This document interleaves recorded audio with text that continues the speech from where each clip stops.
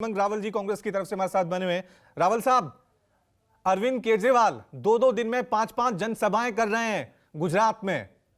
आम आदमी पार्टी की ज्यादा चर्चा हो रही है कांग्रेस के बजाय गुजरात में। सवाल लोग ये है कि खामोशी चुप्पी का राज क्या है? क्या सरेंडर तो नहीं कर दिया है कांग्रेस ने गुजरात में? देखिए, मैं आपके साथ थोड़ी आंकड़ों के साथ बात करूंगा।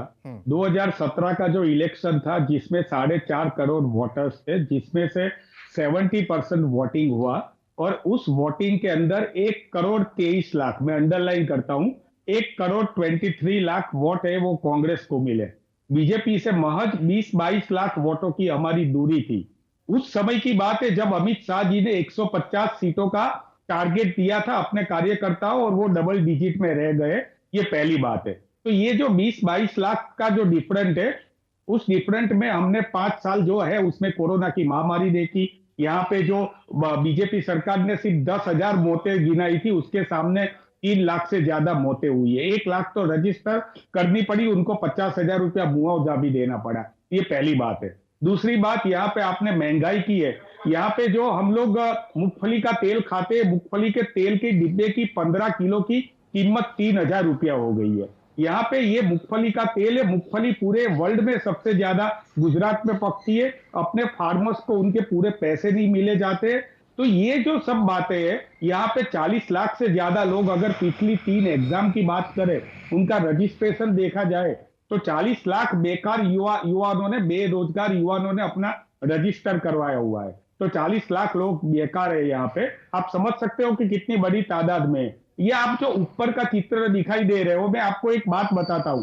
आप राजीव रंजन जी से पूछना जब उनका टर्न आएगा कि आप अमरेली तक पहुंचे, तो आप लोग अभी बोल रहे हो रास्ते रास्ते, जो बाहर गुजरात के रास्ते की बात हो रही है। आप कैसे अमरेली तक पहुंचे और आपको रास्ते कैसे लगे, वो भी आप उनको पूछना। अमरेली में राजीव रंजन जी खड़े हैं, वहां पे हमारे विधायक परेश धानानी जी है, जिनको जायंट किलर कहा जाता है। वो एकदम चुपकी से अपना काम करते हैं। आज गांव गांव में वो है, गांव गांव में जा रहे हैं। वो अहमदाबाद में कभी दिखाई नहीं देते। वहां पे वीरजी ठुम्मर है, ऐसे ही बड़े पाटीदार नेता है। वहां पे जितने भी हमारे यंग नेता है, वो लोग गांव गांव में काम कर रहे हैं।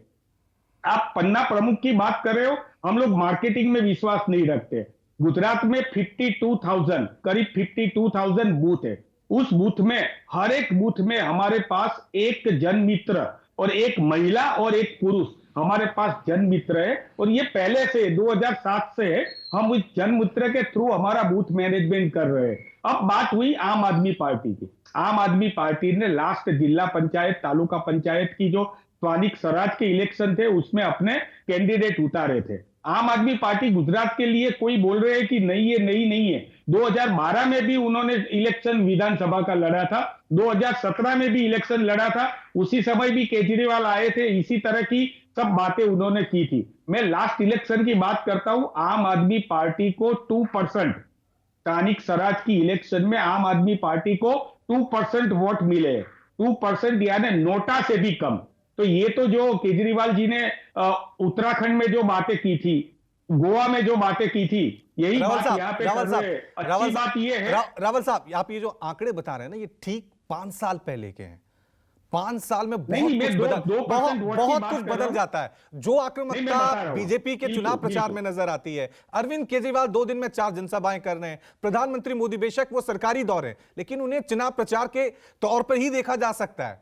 सोनिया गांधी कहां है, राहुल गांधी कहां है, प्रियंका गांधी कहां है? आपके बड़े नेता आपस में उलझे हुए हैं। वो विश्वास जनता में कैसे आएगा? मैं आपको उसी बात बता रहा हूं। अच्छा कि आपने ये प्रश्न पूछा। फरवरी महीने में राहुल गांधी जी आए थे, द्वारका आए थे। हम लोगों ने 3 दिन तक महामंथन किया, द्वारका डिक्लेरेशन निकाला। उसके बाद आदिवासी समाज की बहुत बड़ी रैली थी। नर्मदा तापी पार लिंक का जो बहुत बड़ा आंदोलन था, जैसे फार्मर्स के काले कायदे वापस लेने पड़े, उसी तरह राहुल गांधी जी ने इस आंदोलन में सपोर्ट किया और उन्होंने नर्मदा तापी पार लिंक है उनको स्थगित कर दिया। भारत जोड़ो यात्रा में गुजरात का नाम ही नहीं है, जहां विधानसभा चुनाव होने। नहीं, ये एक क्वेश्चन है, हर बार पूछा जाता है। हमारे जयराम रमेश जी ने भी बताया था, मैं आपको बता रहा हूं। 5 5 सितंबर को जो हमारे आपके साथी अहमदाबाद में अभी जो खड़े हैं उनको मालूम है, रिवर फ्रंट में 5 सितंबर के पहले नरेंद्र मोदी जी का एक बहुत बड़ा पंडाल लगा था। उस पंडाल में रेटियो का कोई कार्यक्रम था। वो कार्यक्रम में जगह खाली थी, बस मिशनरी मंगवाई थी, एसटी बस, स्टेट ट्रांसपोर्ट की बसें मंगवाई गई थी, फिर भी लोग वहां पे पहुंचे नहीं थे। उसी पंडाल में राहुल गांधी जी ने कार्यक्रम किया था और पंडाल में पूरा खींचोखींच पंडाल था, बाहर भी पैर रखने की जगह नहीं थी। वो 5 सितंबर को उन्होंने भारत जोड़ो यात्रा की शुरुआत की थी गांधी आश्रम से। मैं बात कर रहा हूं उसी की। गांधी आश्रम में उन्होंने श्रद्धांजलि गांधी जी को देकर, गांधी जी का प्रिय भजन वैष्णव भजन तो तेरे रे सुनकर, वहां से उन्होंने भारत जोड़ो यात्रा की शुरुआत की थी। हमें मालूम है कि हमारा इलेक्शन का ईयर है। अगर राहुल गांधी जी गुजरात में यात्रा करते हैं तो हमारा पूरा जो हमारा संगठन है वो यात्रा में रह जाएगा। इसीलिए राहुल जी ने यात्रा की शुरुआत में गांधी जी का दर्शन करके यात्रा की शुरुआत की थी। ये 3500 किलोमीटर की ठीक है रावल साहब, यही यात्रा, रावल साहब, भारत जोड़ो यात्रा हो रही है, भारत जुड़ेगा नहीं जुड़ेगा, लेकिन ये जीत की यात्रा तब्दील होगी कि नहीं होगी ये तो गुजरात ही बता देगा, हिमाचल प्रदेश बिल्कुल होगी। अक्कू श्रीवास्तव सीनियर जर्नलिस्ट काफी देर से हमारे साथ बने हुए। नमस्कार, मैं हूं मानक गुप्ता। अगर आपको हमारा ये वीडियो पसंद आया हो तो इसे लाइक और शेयर जरूर करें, और हां, हमें सब्सक्राइब और फॉलो करना ना भूलें ताकि आप देश और दुनिया की कोई खबर मिस ना करें। तो जुड़े रहिए हमारे साथ और देखते रहिए न्यूज़ 24।